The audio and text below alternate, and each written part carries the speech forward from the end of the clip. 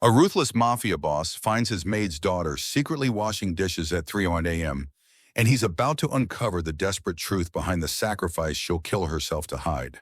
Before we go deep into the story, don't forget to hit that subscribe button because we bring the best of stories and tomorrow's will be more thrilling. 3 a.m. and Damien Holt, moving through his fortress-like mansion, finds an unexpected sight in his industrial kitchen. Lila, a 17-year-old girl, his housekeeper's daughter, is scrubbing a mountain of blood-stained crystal and chef's knives. Her hands are red and raw. Her eyes are swollen from crying, white with terror. She should be in school, preparing for the Ivy League future everyone says she's destined for. Instead, she is here in the den of the city's most dangerous man, telling desperate lies to protect a secret that could destroy her. The boss, a man who built his empire reading weakness and exploiting fear, knows this is more than a girl helping her mother. It's a clue to a sacrifice he can't yet understand, and one that feels dangerously, impossibly close to his own buried past.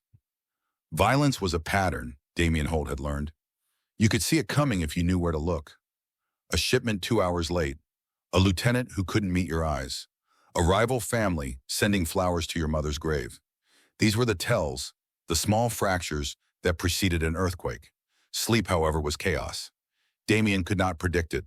He could not control it. And tonight, like most nights, it had abandoned him entirely. The fortress was silent. That was what he called this place. Not a mansion, not a home. A fortress. 20-foot walls. Reinforced steel doors. Cameras in every shadow. Armed men patrolling the perimeter in shifts. The kind of silence that only existed when violence was standing guard.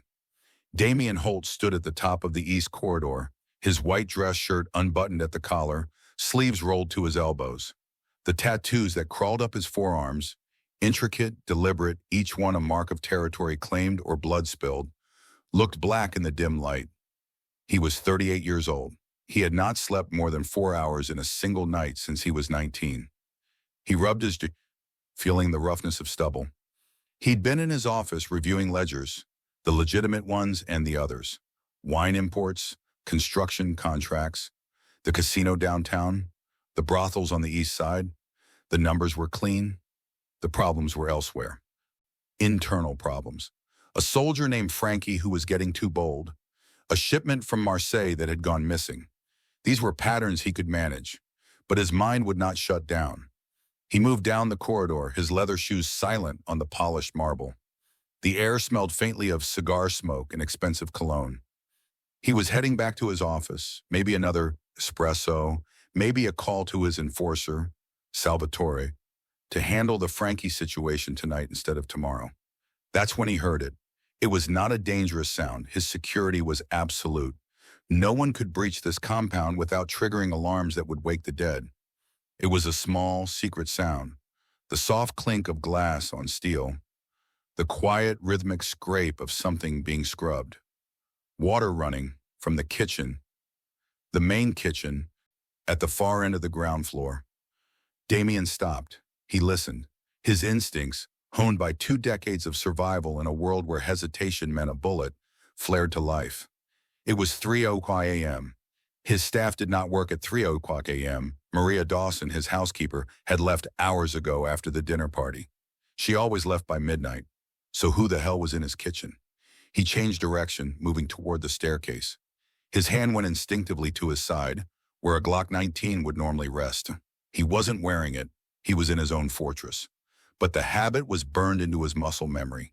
He descended the grand staircase, his mind calculating possibilities. Not a threat. His men would have already intervened. An employee then. But why? This hour in the dark? He reached the ground floor and moved through the shadowed hallway, past the dining room where 30 guests had sat just hours ago. Judges, politicians, businessmen, all of them complicit in the machinery that kept his empire running. The room still smelled faintly of roasted lamb and expensive wine. The kitchen door was ajar. A sliver of yellow light spilled into the hallway. The sound was clearer now. The desperate, frantic rhythm of someone scrubbing, trying to finish an impossible task. Damien pushed the door open. The kitchen was a cavern of commercial-grade steel and dark granite, industrial ovens, a walk-in freezer, butcher's blocks, the kind of kitchen designed to prepare feasts or dispose of evidence. It was lit only by the small light above the prep station, casting long shadows. There, hunched over the massive steel sink, was a girl. She was small, thin, her back to him. Blonde hair pulled into a messy, unraveling braid. She wore a faded gray hoodie and jeans. She was scrubbing a wine glass with a focused, almost frantic desperation, her shoulders shaking. Damien cleared his throat. The girl gasped, a sharp, broken sound. She spun around so violently she nearly dropped the glass. It slipped from her wet hands. "Oh, God," she choked, fumbling for it. She caught it at the last second, her knuckles white, her whole body trembling. Her eyes were wide, not just startled, terrified, the kind of terror that belonged to someone who had seen the wrong thing, heard the wrong name, stumbled into the wrong room. And she'd been crying. Her face was blotchy and red, her eyes swollen. Fresh tears were still wet on her cheeks. "Mr. Holt," she breathed, her voice cracking. She was shaking so badly the glass rattled in her grip. Damien stepped fully into the kitchen. He did not recognize her face, but he knew who she was. The resemblance was faint, but there, something in the shape of her jaw, the color of her hair. "You're Maria's daughter," he said. His voice was quiet, even. The voice of a man who knew that volume was unnecessary when you held all the power. Yes, sir. I'm Lila Dawson." She set the glass down on the counter with trembling hands, her eyes darting between him and the door. As if she were calculating whether she could run. She couldn't. Not from him. Damien reached over and flicked on the overhead lights. The kitchen flooded with harsh fluorescent brightness. Lila flinched, raising one hand to shield her eyes. He saw her clearly now. 17, maybe. Pale. The kind of pale that came from exhaustion, not genetics. The shadows under her eyes were deep, bruised, the mark of someone who hadn't slept in days, maybe weeks. Her hoodie sleeves were pushed up to her elbows, and her hands, small, delicate hands, were red and raw, the skin cracked and peeling from hot water and industrial soap. She looked like a soldier, a child soldier who'd been fighting a war no one else could see. "What are you doing in my kitchen at 3 o'clock in the morning?" Damien asked, his tone soft but unyielding. "Where's your mother?" She's sick, sir," Lila said quickly. Too quickly. The words came out in a rush, rehearsed. "Just a flu. She felt terrible about the mess from your dinner. She was so worried, and I told her I'd handle it, so she could rest." Damien's eyes drifted from the girl to the sink. It was piled impossibly high. Plates, serving platters, dozens of wine glasses, chef's knives, pots and pans, the detritus of a 30-person dinner party hosted for his network of judges, union bosses, and city councilmen. It was work for 3 professional cleaners. Not one terrified child. "A flu," Damien repeated slowly. He looked back at her, his dark eyes narrowing. His mind was already analyzing the lie, peeling it apart. "And she sent you here, at 3 a.m., yeah, to do her work." "No!" Lila's voice cracked, suddenly sharp. The terror was briefly replaced by something else. Desperation. Protectiveness. "She didn't send me. She doesn't even know I'm here. I have a key. I help her sometimes on weekends. I know her schedule. I wanted to get it done before she woke up so she wouldn't stress about it." It was a brave lie, Damien thought. Protective, fierce even, but a lie nonetheless. "You should be in bed," Damien said, crossing his arms over his chest. The movement made the tattoos on his forearms ripple. A serpent coiled around a dagger, a Roman numeral marking the year his father died. "You have school. Today." Lila flinched. It was tiny, almost invisible. A tightening of her shoulders, a quick downward flick of her eyes. But Damien saw it. He had built his empire on reading flinches. A flinch across a negotiation table meant hidden debt. A flinch in an interrogation meant a lie about to break. A flinch in a rival's posture meant fear, and fear meant leverage. This flinch meant something else, something deeper. "Yes, sir," Lila whispered, staring at the floor. Her voice was barely audible. "I'll be done soon, I promise. I won't bother you again." "I'm very quiet." She turned back to the sink, as if he had been dismissed, as if he were the one intruding. Damien did not move. He stood there, watching her. Her small hands plunged back into the scalding water, scrubbing a plate with the desperate energy of someone trying to outrun something. His eyes scanned the kitchen. They landed on a backpack slumped against the service door. It was old, faded navy blue, the fabric worn thin at the seams. The zippers were straining against the weight of whatever was inside, and dangling from the main zipper, catching the fluorescent light, was a bright gold medallion. Not a keychain, not a trinket.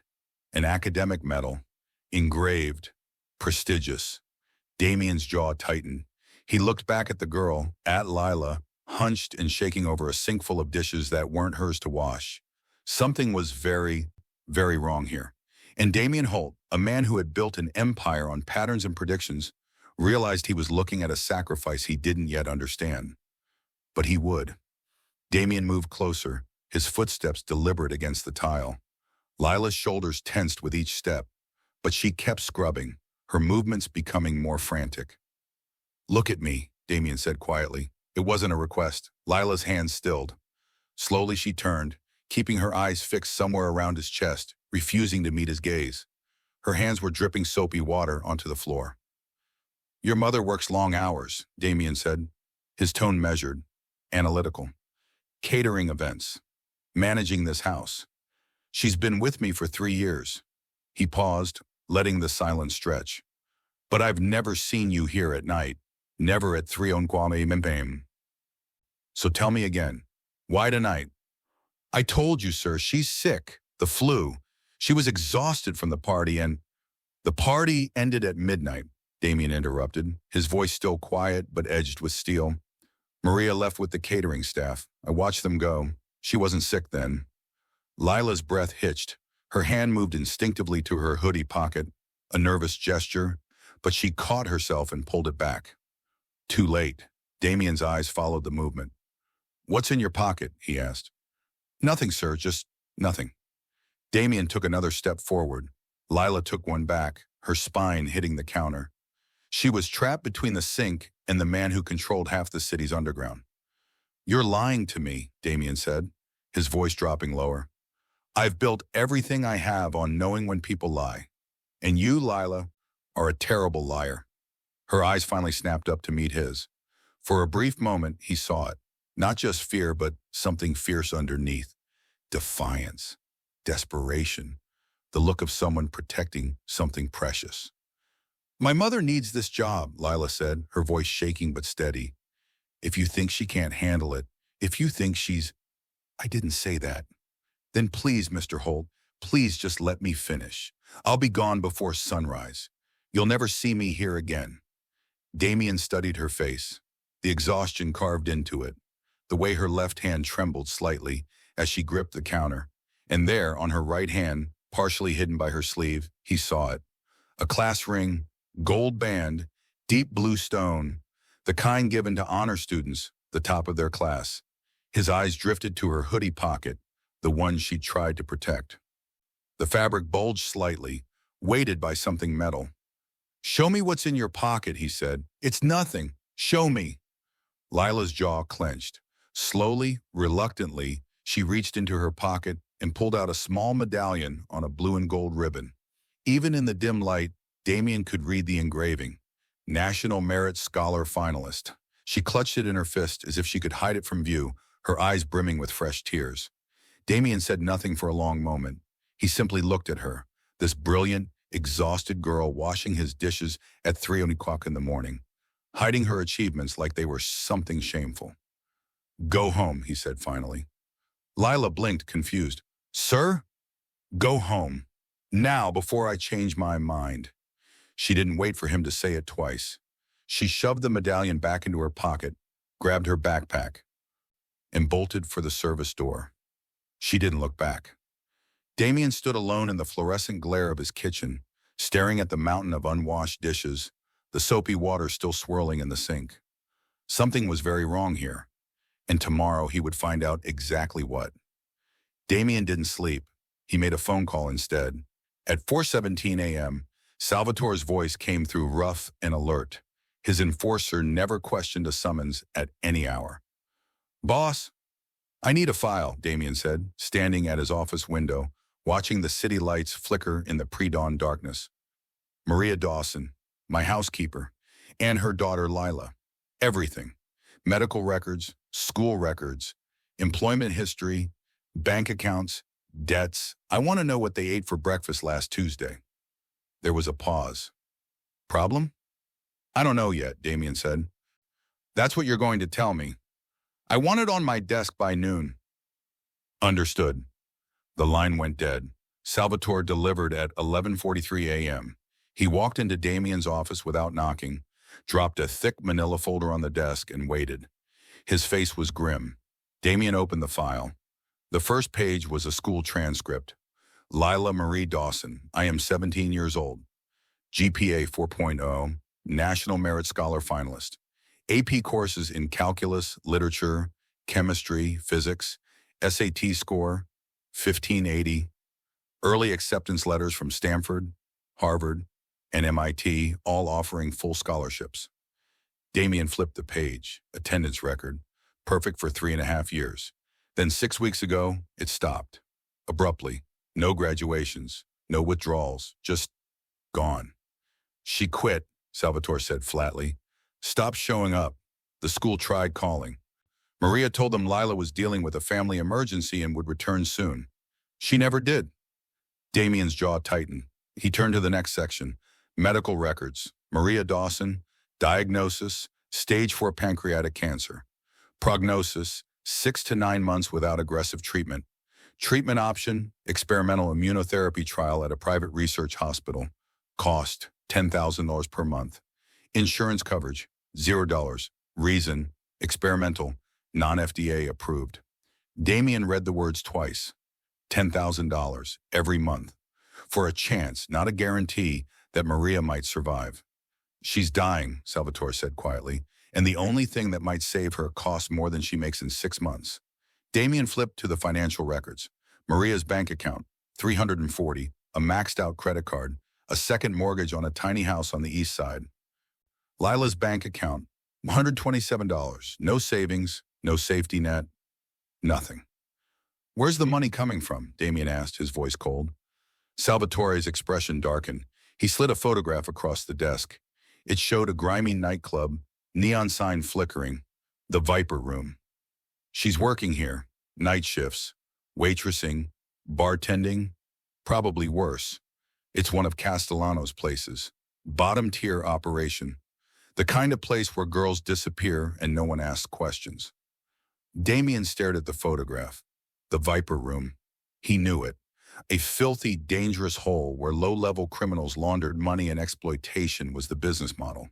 And Lila, brilliant 17-year-old Lila, was inside it, working herself to death to buy her mother time. "She's been there 3 weeks, Salvatore continued. "Double shifts, midnight to 8:00 a.m. Then she comes to your place and works Maria's shifts unpaid. She's running on fumes." Damien closed the folder. His hands were steady, but his mind was calculating.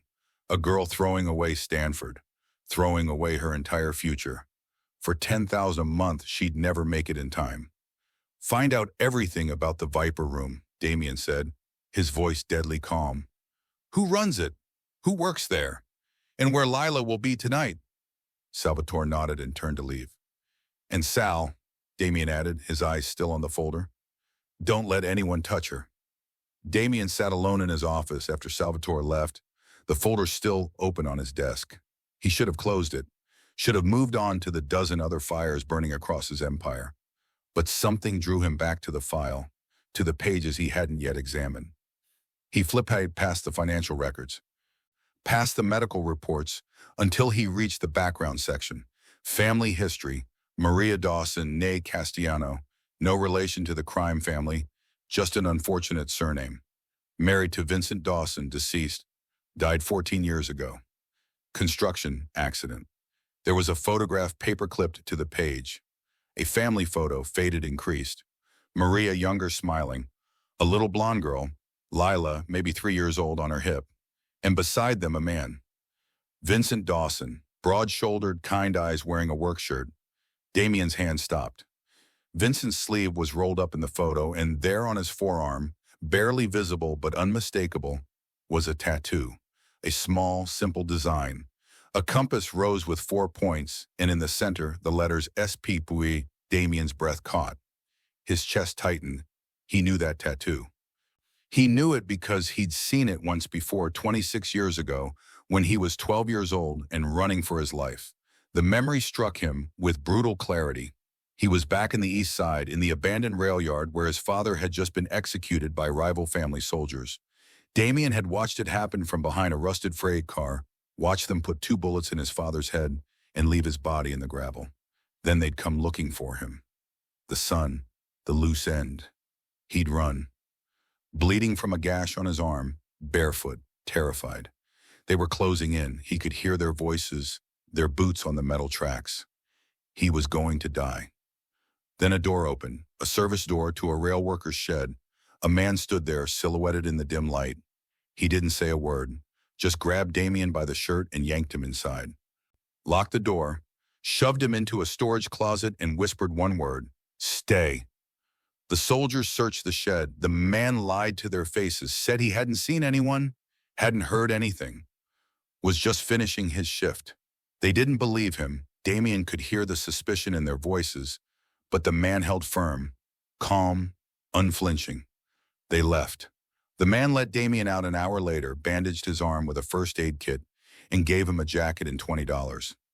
"Go," he'd said, "and forget you were ever here."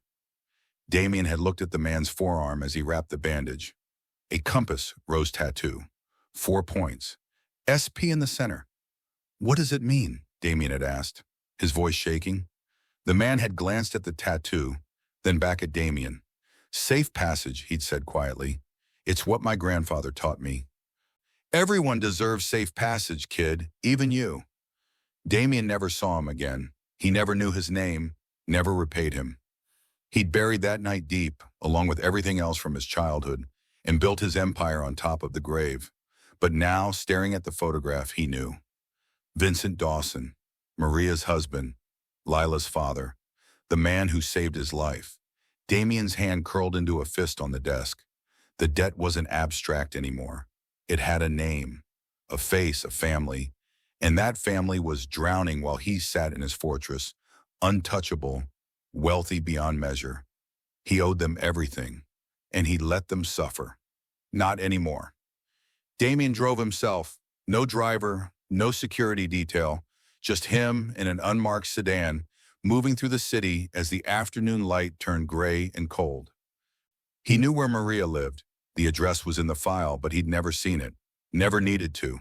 His housekeeper's personal life had been invisible to him, a convenience he'd never questioned. Until now, the East Side deteriorated with every block. Graffiti-tagged buildings, boarded-up storefronts, chain-link fences sagging with rust. This was the part of the city his empire fed on. The desperation, the debt, the people with no other options. He'd built his fortune here without ever looking at the faces.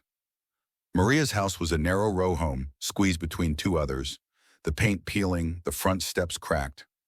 A single dying plant sat in the window. Damien parked across the street and stared at it for a long moment.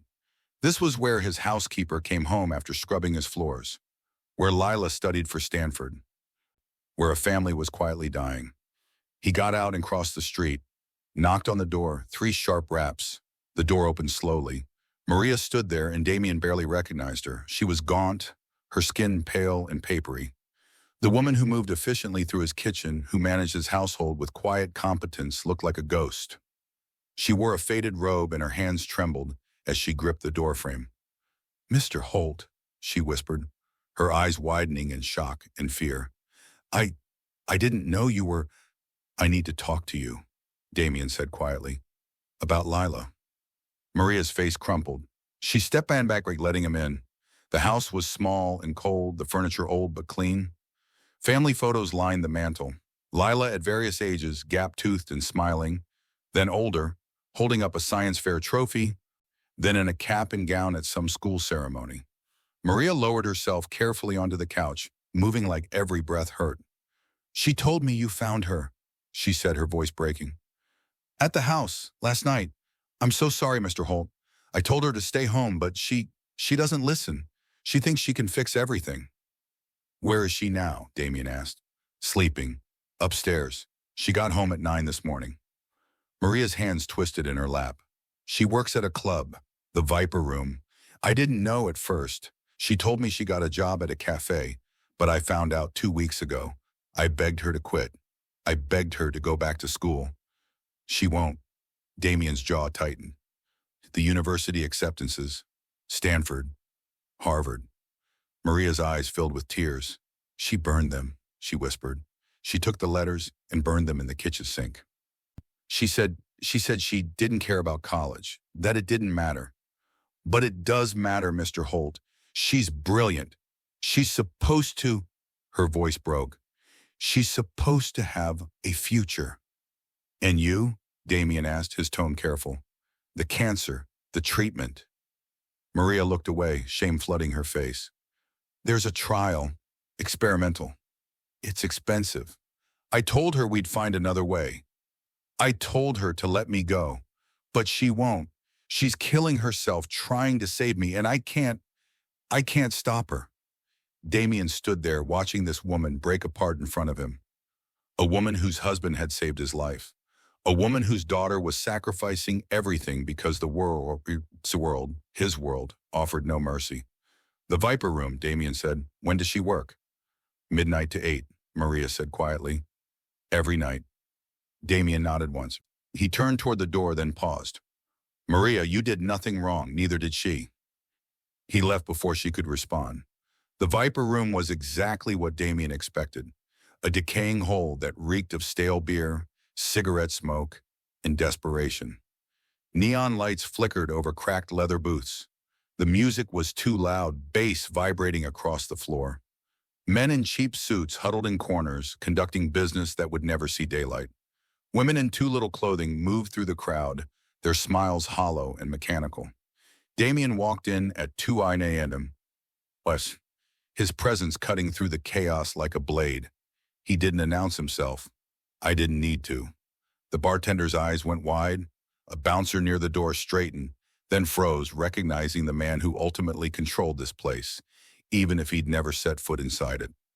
Damien scanned the room. It took him under 30 seconds to find her. Lila was near the back, carrying a tray of drinks, her movements slow and clumsy with exhaustion. She wore a black tank top and jeans, her hair pulled back, her face pale under the harsh lights. She looked even thinner than she had in his kitchen, her shoulders hunched as if she were trying to disappear. And standing in front of her, blocking her path, was a man Damien recognized. Tony Greco, low-level enforcer, a bottom feeder who ran collections for Castellano's crew and thought his small bit of authority made him untouchable. Tony had Lila's wrist in his hand, gripping it tight.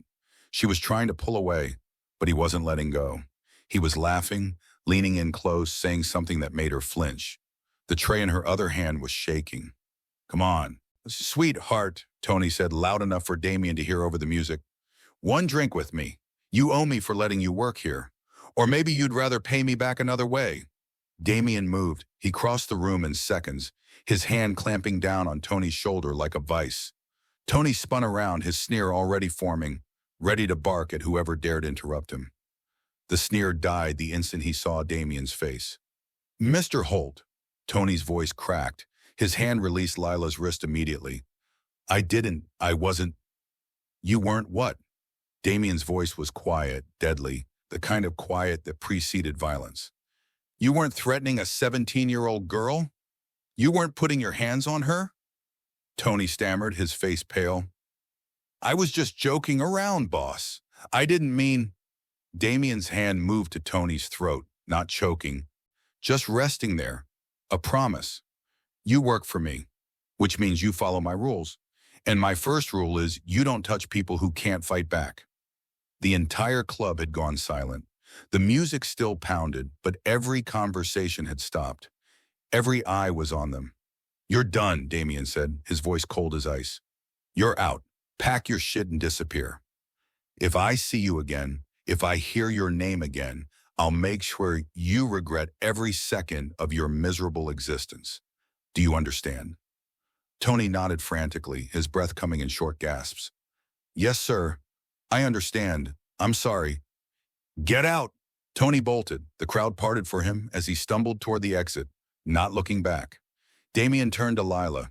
She was staring at him, her eyes wide, the tray still trembling in her hands. Tears were streaming down her face, not from fear now, but from exhaustion and relief and shame all at once. You're coming with me, Damien said, his voice softer now but still firm. I can't, Lila whispered. I have to finish my shift. You're done here. Damien took the tray from her hands and set it on the nearest table. Let's go. She didn't have the strength to argue. She just nodded, her shoulders sagging, and followed him out into the cool night air. Hit subscribe if you believe no one should be exploited when they're desperate. Only the people who profit from suffering won't. The car was silent except for the hum of the engine. Damien drove through the empty streets, the city lights blurring past the windows. Lila sat in the passenger seat, her hands folded in her lap, staring straight ahead. She hadn't said a word since they left the club. Damien glanced at her. In the dim glow of the dashboard, he could see her wrist where Tony had grabbed her, red marks already darkening into bruises. Her hands were still raw from washing dishes, the skin cracked and peeling. She looked like she'd been through a war. You're hurt, Damien said quietly. Lila shook her head, not looking at him. I'm fine. You're not fine. Damien pulled the car to the side of the road under a streetlight. He reached into the glove compartment and pulled out a small first aid kit, something he always kept close, a habit from years of violence. Let me see your wrist. Mr. Holt, you don't have to. Let me see it. She hesitated, then slowly extended her arm. Damien took her hand gently, examining the bruises. They were already turning purple. He opened the kit, pulled out an antiseptic wipe, and carefully cleaned the broken skin on her knuckles where she'd scrubbed too hard, too long. Lila's breath hitched. She was crying again, silent tears running down her cheeks. Why? Damien asked, his voice low. Why throw it all away? Stanford, Harvard, your entire future. Why? Lila's voice broke. Because what's the point? She whispered. What's the point of going to some fancy university if my mom isn't here to see it? If she's gone? Damien's hand stilled.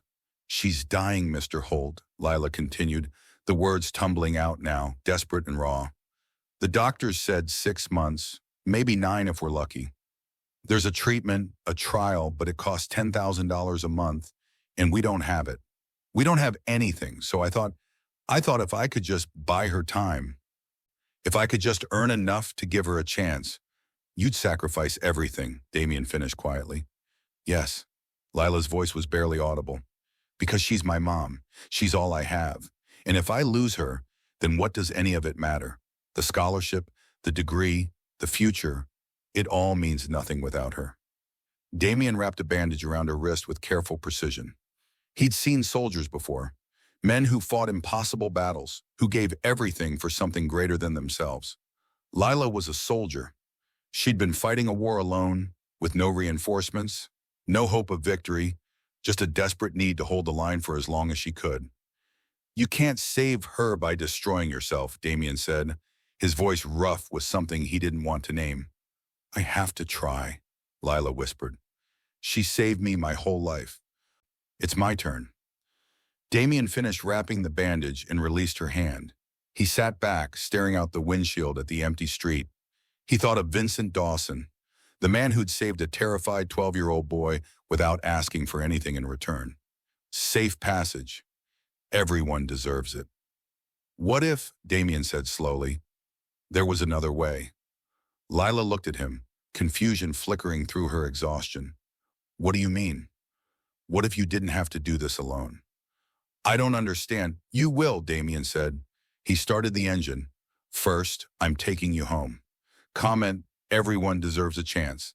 If you're disgusted by systems that force kids to throw away their dreams, only people who don't care about the vulnerable will scroll past. Damien walked into the small living room where Maria sat wrapped in a blanket, her face hollow with worry. Lila stood beside her mother, one hand on her shoulder, protective even now. They both looked at him with identical expressions. Fear mixed with exhaustion, mixed with a desperate hope they were afraid to acknowledge. "Sit down," Damien told Lila. It wasn't a request. She sat. Damien remained standing, his presence filling the cramped space. He'd commanded rooms full of dangerous men, negotiated deals worth millions, ordered violence with a single word. But this required something different, something he buried long ago. "I'm going to say this once," Damien began, his voice calm but absolute. "And you're going to listen, both of you." Maria opened her mouth to speak. Damien raised a hand. "No, you don't get to apologize. You don't get to tell me this isn't my problem. Because it is." He pulled the photograph from his pocket, the one from the file, the one showing Vincent Dawson and his compass rose tattoo. He placed it on the coffee table between them. Maria's breath caught, her hand moved to her mouth. 26 years ago, Damien said, a man saved my life. I was 12 years old. I just watched my father executed. I was being hunted. I was going to die. He pointed to the tattoo in the photograph. This man hid me, lied to killers to protect me, gave me money and a jacket and sent me into the world. I never knew his name, never repaid him. Lila stared at the photograph, then at Damien, realization dawning in her eyes. "Vincent Dawson," Damien continued, his voice rough. "Your husband, your father, the man who taught me everyone deserves safe passage. He gave me mine.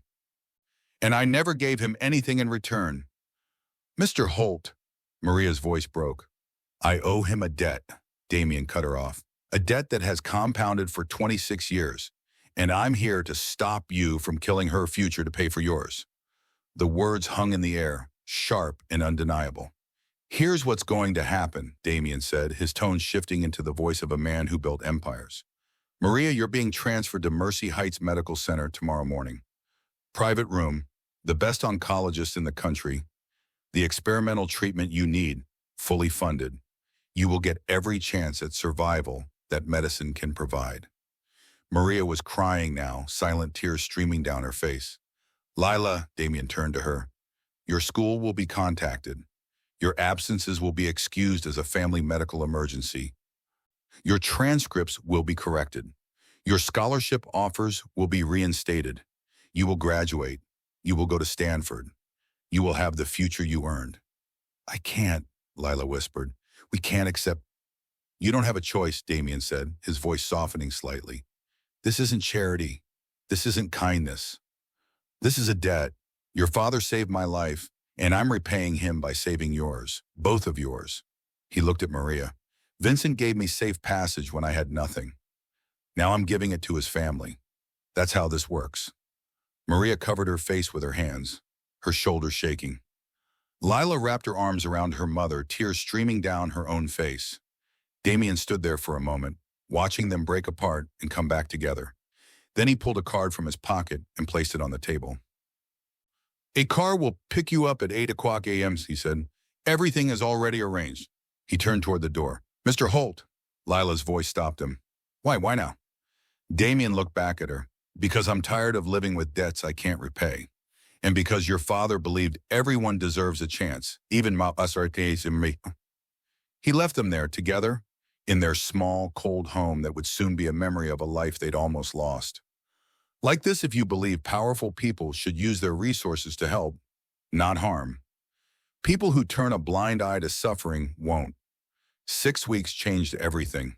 Maria's first treatment at Mercy Heights was brutal. The immunotherapy ravaged her body, left her weak and nauseous, barely able to stand. But the doctors watched her blood work with cautious optimism. The tumors weren't growing. By week 3, they were shrinking. By week 5, her color was returning. She could eat. She could walk the hospital corridors without gasping for breath. She could smile. Lila returned to school. The principal called it a miracle when the paperwork arrived from an anonymous benefactor's legal team, explaining the family medical emergency, the documentation pristine and irrefutable. Her teachers greeted her with cautious sympathy. Her absences were wiped clean. Her GPA remained perfect. She studied like a woman possessed, 16-hour days, every exam, every assignment, making up for lost time with a ferocity that left her classmates in awe. At night, she visited her mother at the hospital, sitting beside her bed, reading her textbooks aloud while Maria rested her hand on her daughter's shoulder. Stanford sent a new acceptance letter. Full scholarship. Congratulations. Graduation day arrived on a bright June morning. The ceremony was held outdoors, rows of white chairs arranged on the football field, families crowding the bleachers. Lila wore her blue gown and honor cords, the ones she'd once hidden in shame, with quiet pride. She was chosen as valedictorian. Of course she was. She walked to the podium, her hands shaking slightly as she gripped her speech. Maria sat in the front row, thin but alive, her eyes bright with tears. And in the back, standing against the fence away from the crowd, was Damien Holt. He wore a simple black suit, his tattoos hidden, his presence commanding even in silence. Lila began to speak. "We talk about success like it's a straight line," she said, her voice steady and clear, "like it's just hard work and determination.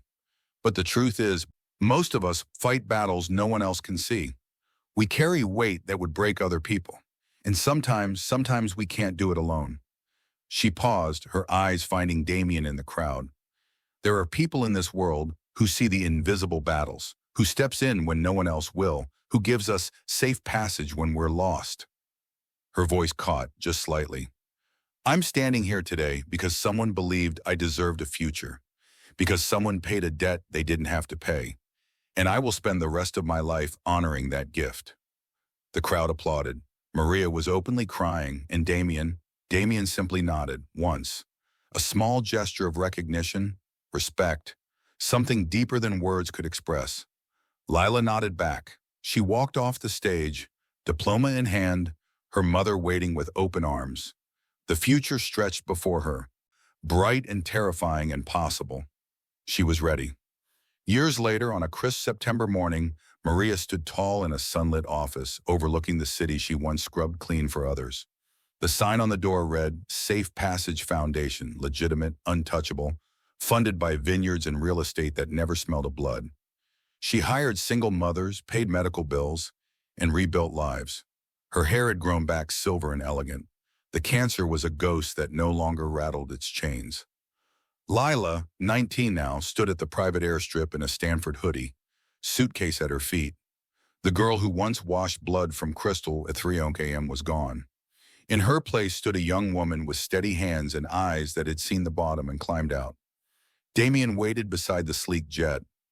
No bodyguards today, just him, older, the lines around his eyes softer than anyone in his world had ever seen.